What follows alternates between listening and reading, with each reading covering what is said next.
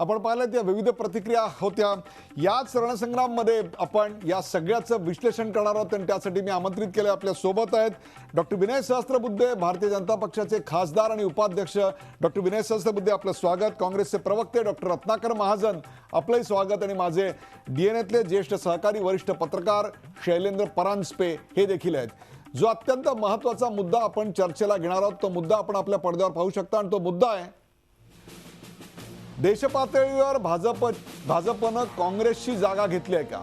देशपातळीवर भाजपनं काँग्रेसची जागा घेतली आहे का?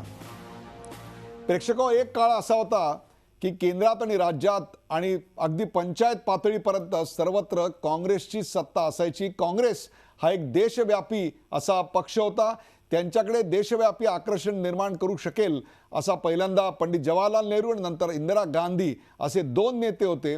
आज संपूर्ण भारतभर दक्षिणेतल्या काही राज्यांचा अपवाद वगळला तर पार्लमेंटपासून पंचायतपर्यंत भारतीय जनता पक्ष विस्तारताना दिसतोय। त्याचबरोबर 3 वर्षाच्या कार्यकालानंतर स्वतःचं आकर्षण टिकवून ठेवण्यात नरेंद्र मोदी यशस्वी झालेत। यावर प्रतिक्रिया जाणून घेऊया डॉक्टर रत्नाकर महाजन यांची। डॉक्टर रत्नाकर महाजन, या यशाबद्दल डॉक्टर विनय सहस्त्रबुद्धे यांचं अभिनंदन आपण कसं कराल आणि खरोखरच देशपातळीवर काँग्रेसची जागा आता भाजप घेत आहे का? जो 90च्या दशकात अस्पृश्य होता, आपल्याला आठवत असेल राजीनामा देण्या अगोदर संसदेतलं अटल बिहारी वाजपेयींचं ते भाषण की आम्हाला अस्पृश्य समजू नका।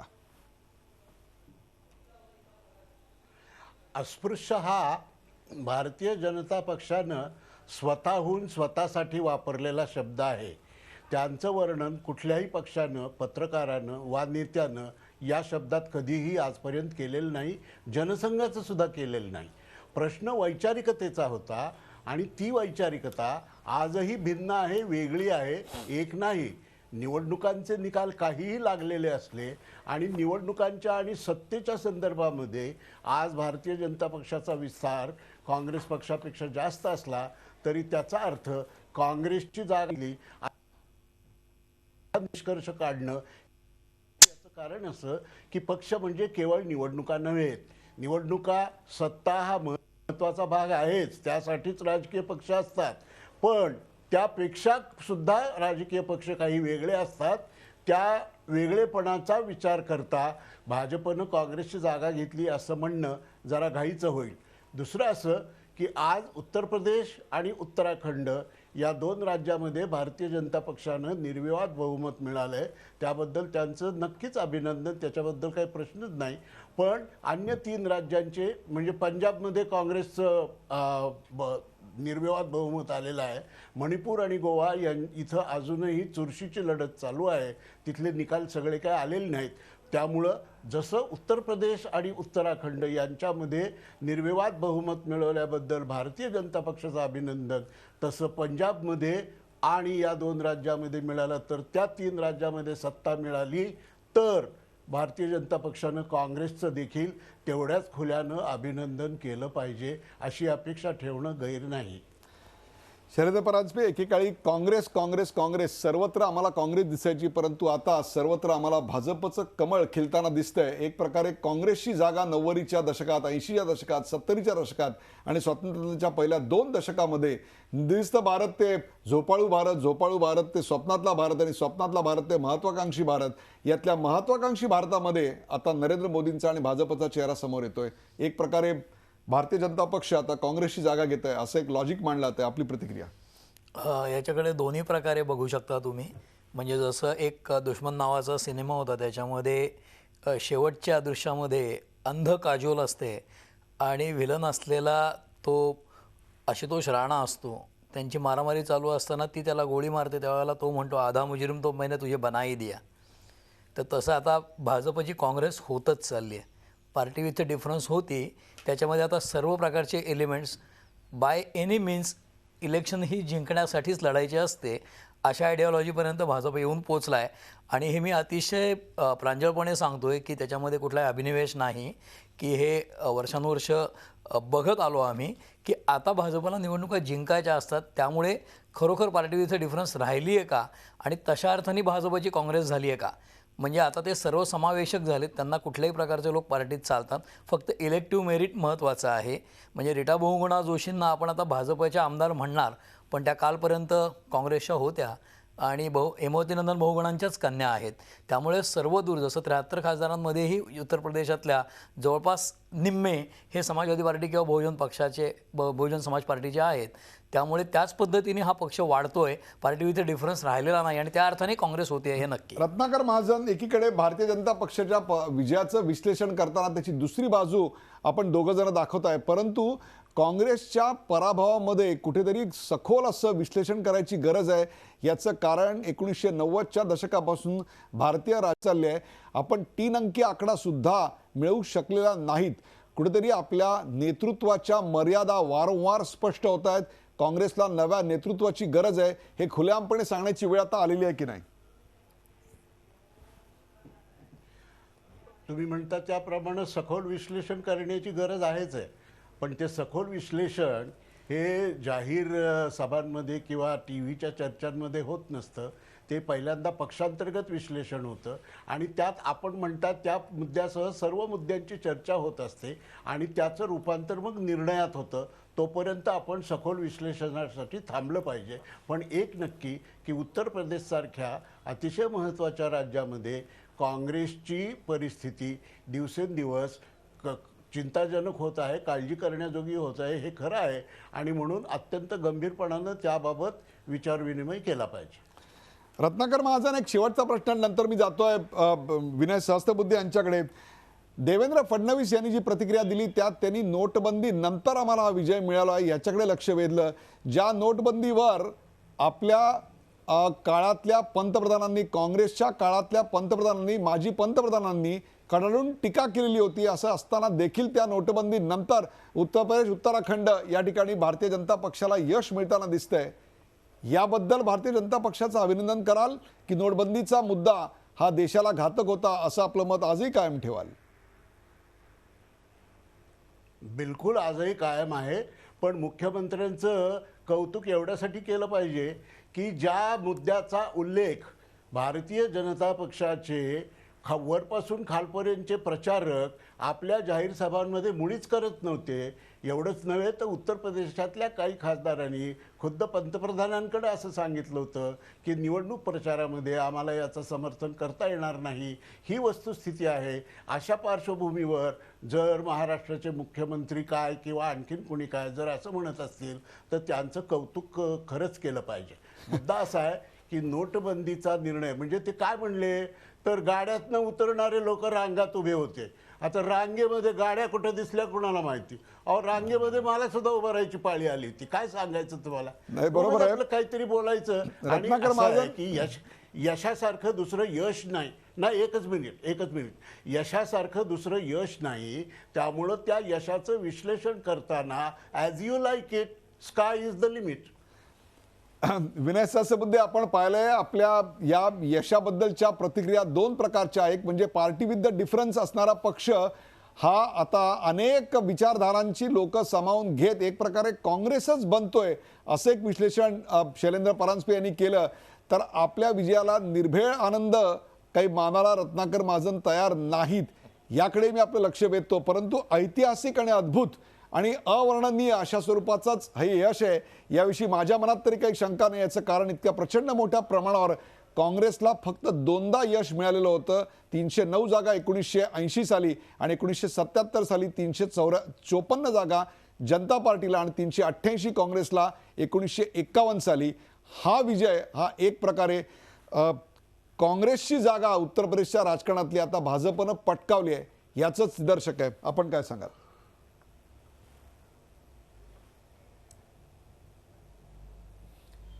सगळ्यात प्रथम तुम्ही अतिशय दिलखुलासपणे आणि निर्भेळ अशा मानसिकतेतून अभिनंदन केलं, त्याबद्दल तुम्हाला धन्यवाद देतो. कारण सामान्यतः टी व्हीच्या अँकर्सची एक पद्धत असते की आपण निष्पक्षपाती आहोत असं दाखवण्याकरता शक्य तितकं विजय पराजय सगळ्या बाबतीत उदासीन राहावं अशी एक भावना असते. पण तुम्ही मानवी दृष्टिकोनातून निदान दिलखुलासपणे अभिनंदन केलं, हे चांगली गोष्ट आहे. आमचे मित्र महाजन असं म्हणाले की इतर 3 राज्यांमधल्या आमच्या पहिले त्यातले 2 विजय संशयास्पद आहेत कारण तिथे अजून निर्णय लागलेले नाही. पण पंजाबच्या विजयाबद्दल मी स्वतः त्यांचं अभिनंदन करेन आणि आमच्या पंतप्रधानांनी याआधीच त्यांचे जे नेते आहेत कॅप्टन अमरिंदर सिंग यांचं अभिनंदन केलेलं आहे आणि पंजाबच्या विजयाबद्दल काँग्रेसला सगळ्या प्रकारे शुभेच्छा दिल्या आहेत. त्यामुळे आमची ही संस्कृतीच आहे, त्यामुळे त्याबद्दल काही प्रश्नच येत नाही. आता एक प्रश्न असा आला की काँग्रेसची जागा भाजप घेत आहे का. मी त्यावर असं सांगेन की काँग्रेसला खूप सोपं होतं. काँग्रेस ही स्वातंत्र्यपूर्व काळापासून अस्तित्वात असलेली एक संघटना, राजकीय पक्ष या स्वरूपात. महात्मा गांधींनी जरी असं म्हटलं असलं की तरी विसर्जित करा, तरी देखील त्यांनी आपलं एक राजकीय पक्ष म्हणून अस्तित्व कायम ठेवलं आणि पूर्वीपासून एक वलयांकित अशा नेत्यांच्या सावलीमध्ये हा पक्ष लहानाचा मोठा झाला आणि तो तसा होऊ शकला. याचं कारण त्यांना आव्हान देणाऱ्या शक्तीच जवळपास नव्हत्या. समाजवादी पक्ष होता, त्या समाजवादी पक्षालाही आवडी काँग्रेसनंतर जवळजवळ वैचारिकदृष्ट्या काँग्रेसने गिळंकृत केलं आणि त्यामुळे थोडेसे साम्यवादी आणि खरं म्हणजे जनसंघ सोडला तर त्यांना कुणाचेही कुठल्याही प्रकारचं आव्हानच नव्हतं.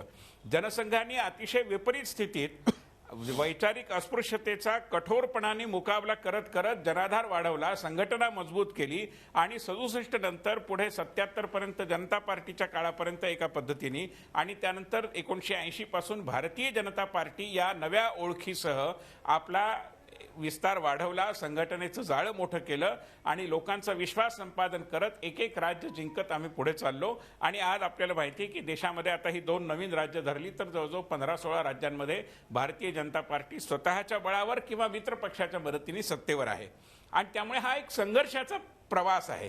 काँग्रेसला हे खूप सोपं होतं, आम्हाला हे ते खूप कठीण होतं आणि विपरीत परिस्थितीचा सामना करत करत आम्ही पुढे गेलो आणि आमच्याकडे जन्मतःच खूप मोठे झालेले असे नेते नव्हते.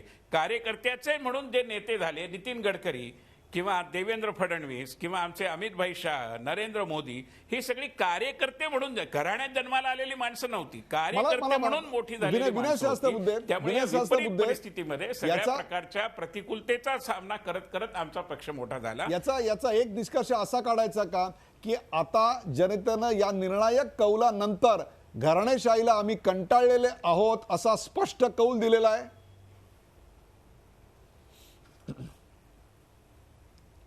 अगदी उघडच आहे. आमच्या अध्यक्षांनी आता पत्रकार परिषदेतही सांगितलं आहे की हा जातीवाद, घराणेशाही आणि सगळ्या प्रकारच्या कुशासनासकट राज्य चालवण्याची जी पद्धत आपल्या देशामध्ये रूढ झाली होती, भ्रष्टाचार हा त्याच्यामध्ये आहेच, त्या प्रकारच्या पद्धतीला मिळालेली एक सणसणीत चपराक आहे आणि ही पद्धत दूर जाऊन आता पॉलिटिक्स ऑफ परफॉर्मन्स, कामगिरीच्या आधारावर केलं जाणारं राजकारण याचे दिवस आले आहेत.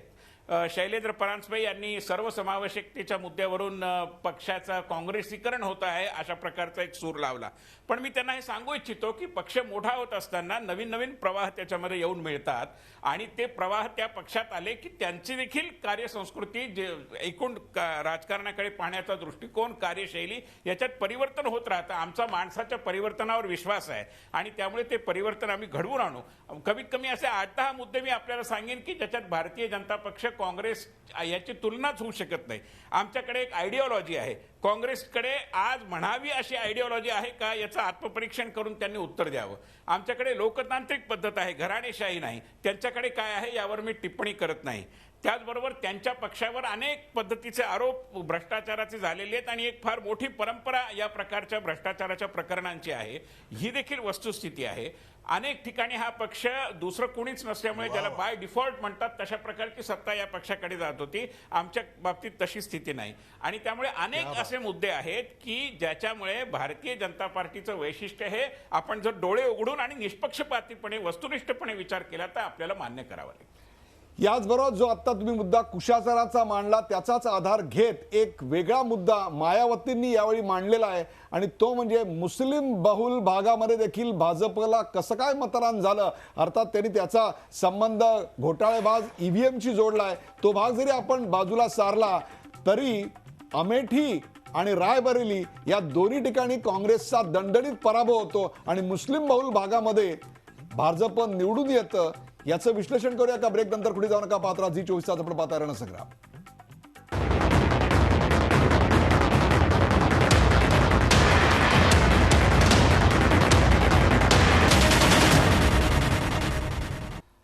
रणसंग्राममध्ये ब्रेक नंतर आपलं स्वागत. आपल्यासोबत डॉक्टर विनय सहस्रबुद्धे, डॉक्टर रत्नाकर महाजन आणि शैलेंद्र परांजपे. जो मुद्दा आता दुसरा मी चर्चेला घेणार आहे तो मुद्दा आपण आपल्या टीव्हीच्या पडद्यावर पाहू शकता आणि तो मुद्दा आहे मुस्लिमानांनी हिंदुत्ववादी प्रचार स्वीकारलाय का?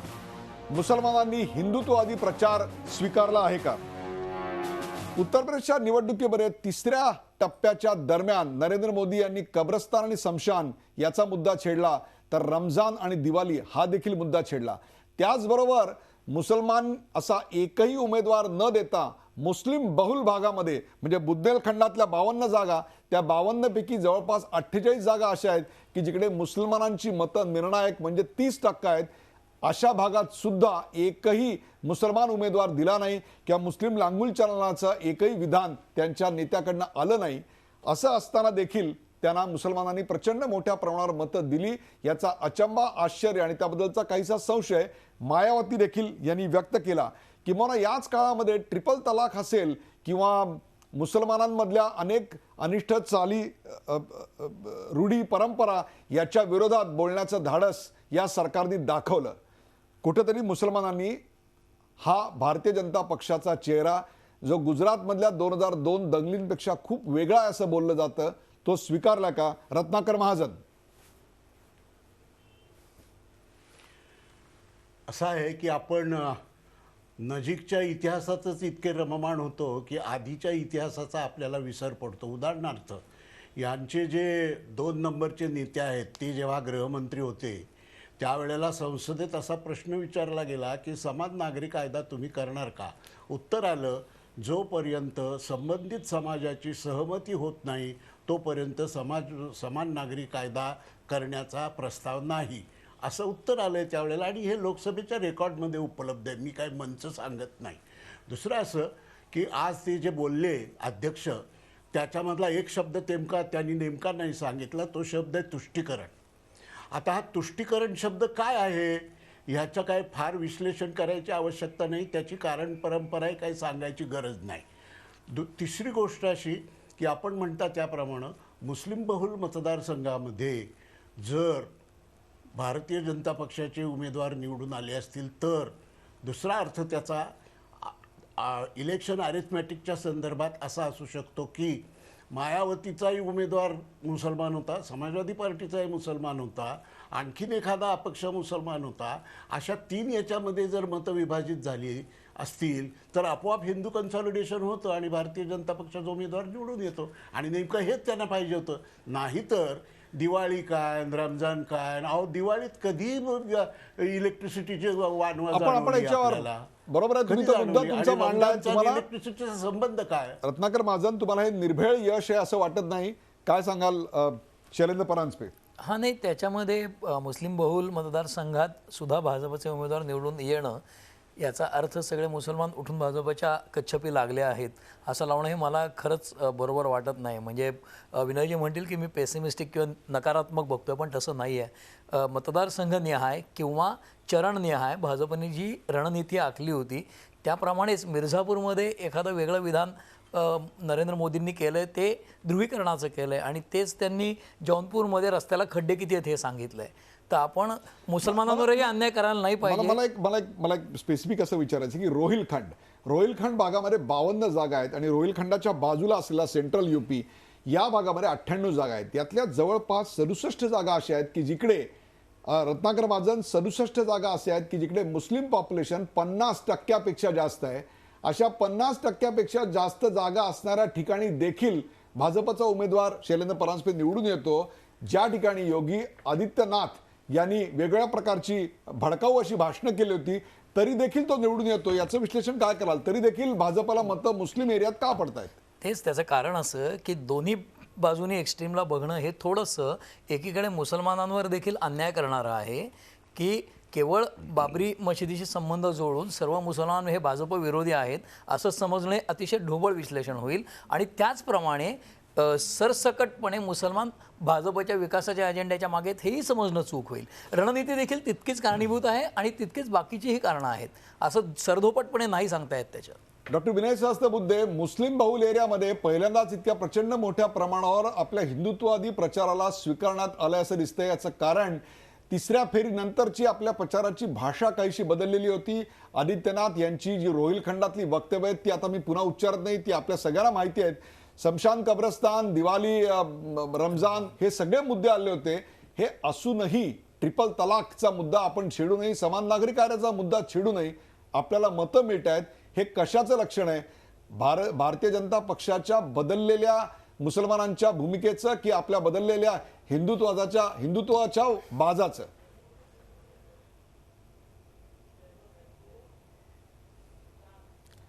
पहिली गोष्ट म्हणजे तुम्ही हिंदुत्वाचा प्रचार असं जे म्हणतायत ते तुम्ही कशा पद्धतीने त्याचं व्याख्या करता माझ्या लक्षात येत नाही.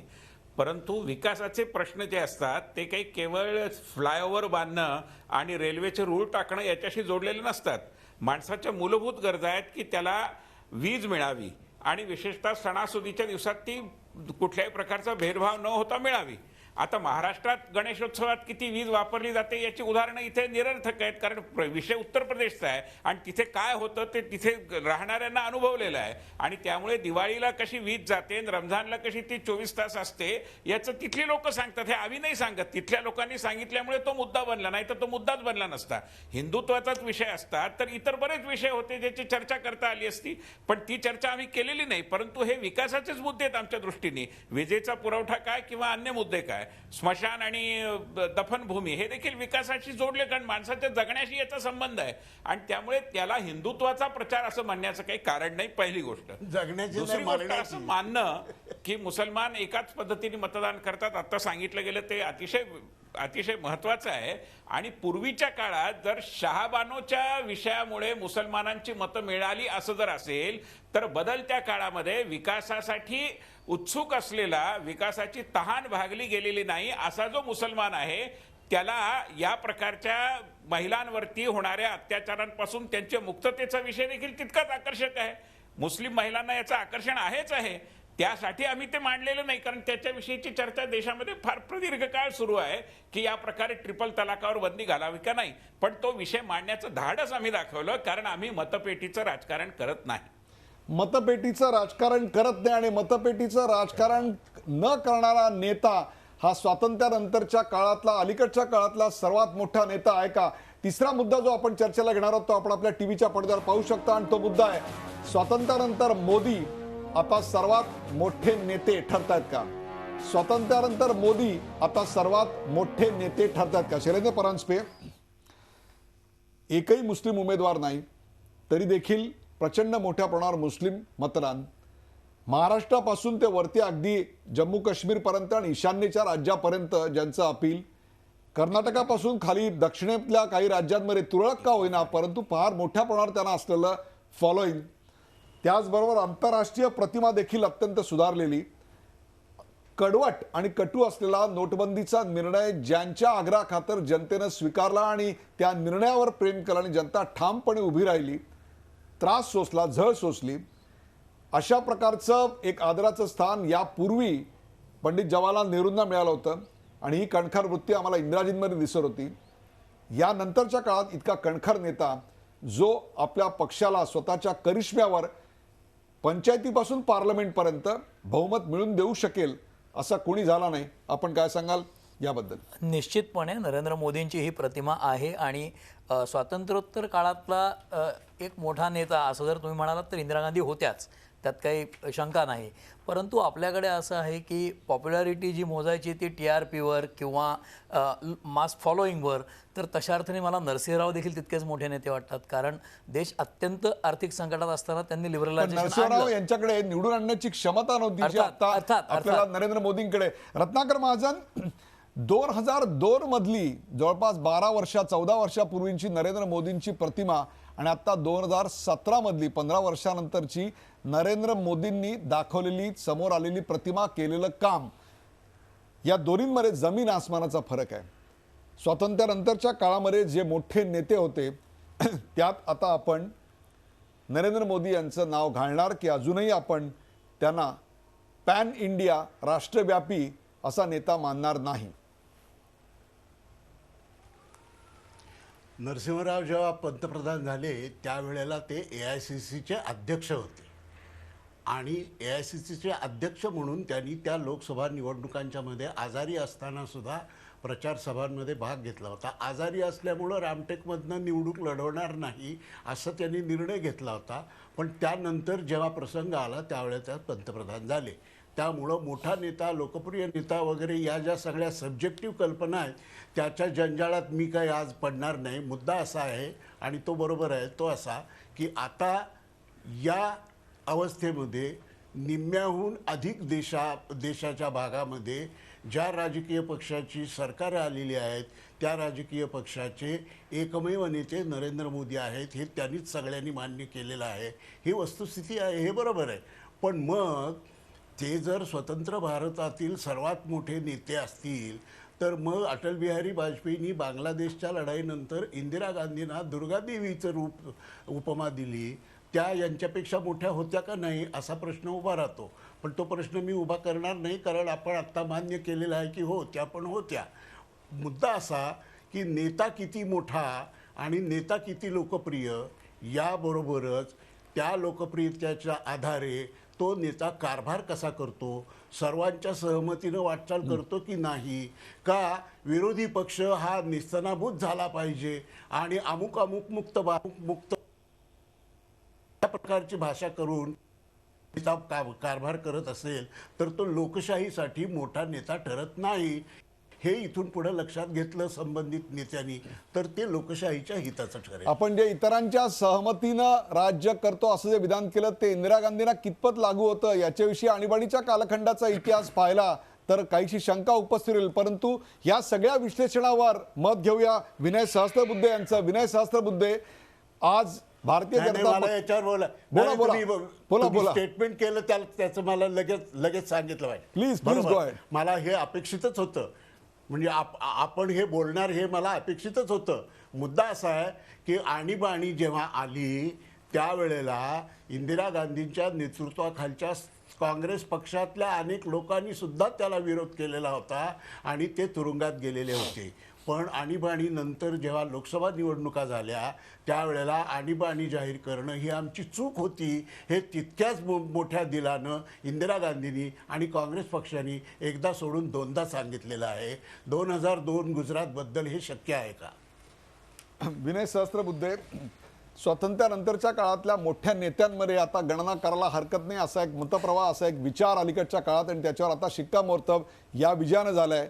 अर्थात या सगळ्याची जी तुलना होती ती इंदिरा गांधींची, त्याच्यानंतर त्यांच्या 1977 मधल्या आणीबाणीतल्या नंतरच्या पराभवाची आणि 2002च्या गुजरात दंगली ज्याच्याकरता नरेंद्र मोदींना जबाबदार धरण्यात आलेलं होतं. काय सांगाल या सगळ्याबद्दल?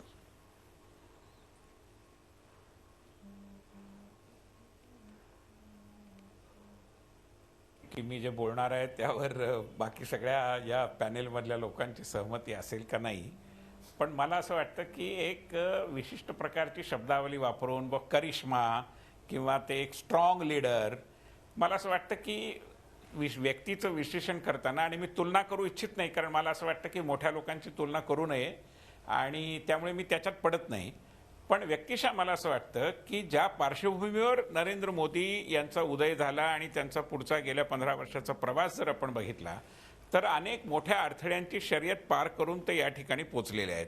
ज्यांना मौत का सौदागर पासून सगळ्या प्रकारची विशेषणं लावली गेली, ज्यांना सर्व प्रकारच्या म्हणजे कृत्रिम अशा प्रकारच्या सगळ्या खटल्यांमध्ये अडकवण्याची एक अतिशय प्रयत्नांची मोठी मालिका झाली आणि सर्व पद्धतीने त्यांच्या उदयाला कुठेतरी एक कुंपण घालण्याचे प्रयत्न झाले. अशा सगळ्या परिस्थितीमध्ये नरेंद्र मोदी यांनी गुजरातमधल्या आपल्या कामगिरीच्या जोरावर एक विश्वास निर्माण केला आणि आज देशामध्ये सगळ्यात महत्त्वाचं काय आहे, मला असं वाटतं की भारतीय राजकारण एका विशिष्ट साचेबद्ध पद्धतीने चाललं होतं. तो साचा नरेंद्र मोदी यांनी, मी आज असं म्हणू शकतो की जवळजवळ मोडीत काढला आहे. जो साचा जातीच्या आधारावर पिढीचं राजकारण करून निवडणुका जिंकण्याच्या संबंधातला होता, त्या साच्याला विकासाच्या राजकारणाची दिशा देऊन त्यांनी एक प्रकारे आडगळीत टाकलेला आहे. आणि म्हणून नरेंद्र मोदींच्या बाबतीत विचार करताना मी त्यांच्या प्रेरणेचं पावित्र्य वगैरे असे शब्द काही लोकांना आवडणार नाहीत म्हणून ते मी वापरणार नाही, पण त्यांच्या हेतूंची शुद्धता, त्यांच्या हेतूंचा निर्भेळपणा, अनॲडल्टरेटेड इंटेन्शन्स या अर्थाने हे आपल्याला मान्य करावं लागेल. त्याचबरोबर त्यांची राजकीय इच्छाशक्ती जी अनेक वेळा दिसून आली ही आपल्याला मान्य करावी लागेल. त्याचबरोबर ते अंमलबजावणीच्या कसोटीवर देखील खरे उतरतात हे लोकांचा अनुभव आहे हे मान्य करावं लागेल. ते एक इनोव्हेटर आहेत, अनेक वेगवेगळ्या पद्धतीने विचार करून ते नव्या नव्या गोष्टी करतात हे आपल्याला मान्य करावं लागेल. अहो साधी सेल्फ अटेस्टेशनची गोष्ट आहे, त्याला काही संविधानातला बदल करावा लागत नाही. लोकांमध्ये विश्वास असतो त्यावेळी नेता असा निर्णय करतो. छोटासा निर्णय आहे पण फार दूरगामी परिणाम करणारा निर्णय आहे. He is a great innovator आणि सगळ्यात शेवटचं he is a great risk taker. सगळ्या प्रकारचे धोके, आव्हानं ही स्वीकारावी लागतात खुल्या मनाने आणि निधड्या छातीने, तेव्हा लोक तुमच्या पाठीमागे उभं राहतात. People who take risk normally the public at large rewards them. प्रेक्षकांवर रणसंग्राममध्ये उत्तर प्रदेशसह 5 राज्यांच्या निकालांवर रंगलेली राजकीय चर्चा आपण पाहिलीत. भाजपला यूपी आणि उत्तराखंड या 2 राज्यात विजय मिळाला असला तरी काँग्रेसनं पंजाब जिंकलंय. मणिपूर, गोव्यात चुरशीची लढत सुरू आहे. मात्र केवळ निवडणुका आणि सत्ता म्हणजे पक्ष नसतो, त्यामुळे काँग्रेसची जागा भाजप घेतंय असं म्हणणं आता तरी घाईचं होईल असं मत काँग्रेसचे प्रवक्ते रत्नाकर महाजन यांनी व्यक्त केलं. तर उत्तर प्रदेशसारख्या महत्त्वाच्या राज्यात काँग्रेसची स्थिती चिंताजनक आहे, त्यामुळे त्याबाबत पक्ष पातळीवर गांभीर्यानं विश्लेषण होईल असं देखील त्यांनी कबूल केलं. नोटाबंदीमुळे भाजपला हे यश मिळाल्याचा दावा मुख्यमंत्री देवेंद्र फडणवीस यांनी जो केलेला आहे तो मात्र रत्नाकर महाजन यांनी फेटाळला. भाजप आणि काँग्रेस यांच्यात वैचारिक मतभेद आहेत. दोन्ही पक्षांची विचारधारा भिन्न आहे. स्वातंत्र्यपूर्व काळापासून काँग्रेसचं अस्तित्व असल्यानं तत्कालीन वलयांकित नेत्यांमुळे काँग्रेसला निवडणुकांमध्ये आजपर्यंत विजय मिळणं सोपं गेलं. या उलट भाजपकडे असा कोणीही बडा नेता नव्हता, घराणेशाही नव्हती. सगळ्याच नेत्यांनी साधा कार्यकर्ता म्हणून सुरुवात केली. प्रतिकूल परिस्थितीवर मात करत करत आधी जनसंघ, मग जनता पार्टी आणि मग भारतीय जनता पार्टी असा आमचा संघर्षमय प्रवास असल्याचं विश्लेषण भाजपचे उपाध्यक्ष विनय सहस्त्रबुद्धे यांनी केलं. निवडणुका या जिंकण्यासाठीच असतात, लढवायच्या असतात. या ईर्ष्येनं भाजप सध्या लढतंय, त्या अर्थानं भाजपची काँग्रेस होत चालली आहे. सगळ्या थरातल्या लोकांना भाजपमध्ये सामावून घेतलं जात असल्यानं ती आता पार्टी विथ द डिफरन्स राहिली आहे का याकडे शैलेंद्र परांजपे यांनी लक्ष वेधलं. उत्तर प्रदेशात मुस्लिम बहुल भागातही भाजपनं विजय कसा मिळवला आणि स्वातंत्र्यानंतर मोदी हे सर्वात मोठे नेते म्हणून उदयाला आलेत का याबाबतची देखील झालेली चर्चा प्रेक्षको मी आपल्या समोर ठेवली. गेल्या अनेक दिवस आपण ज्या निकालांची वाट पाहत होतो प्रेक्षको, तो निकाल आज अखेर लागला. उत्तर प्रदेश, उत्तराखंड, पंजाब या 3 महत्त्वाच्या राज्यांमध्ये सत्तांतर झालं. याचाच अर्थ त्या राज्यातल्या सरकारांच्या कारभारावर जनतेनं आपली नाराजी मतांच्या माध्यमातून तीव्रपणे व्यक्त केली. त्याचवेळी केंद्रातल्या नरेंद्र मोदी सरकारच्या कामगिरीवर मात्र जनता खुश असल्याचं या निकालातून स्पष्ट होतंय. 2019च्या लोकसभा निवडणुकीपर्यंत हा ट्रेंड भाजपला टिकवून ठेवता येईल का आणि विजयाची घोडदौड कायम ठेवता येईल का आणि फिर एक बार मोदी सरकार असा नारा 2019ला त्यांना देता येईल का हे पाहणं मात्र आता औत्सुक्याचं ठरणार आहे. तोपर्यंत तरी या विजयाचा आनंद भारतीय जनता पक्षाला निर्भयपणे उपभोगू द्या आणि नरेंद्र मोदींचं जेवढं अभिनंदन करता येईल तेवढं निश्चितपणे करूया. या चर्चेत सहभागी झाल्याबद्दल सर्व मान्यवरांचे आभार. ताज्या बातम्यांसाठी पाहत राहा झी 24 तास. रहा एक पाऊल पुढे. झी 24 तास रहा एक पाऊल पुढे.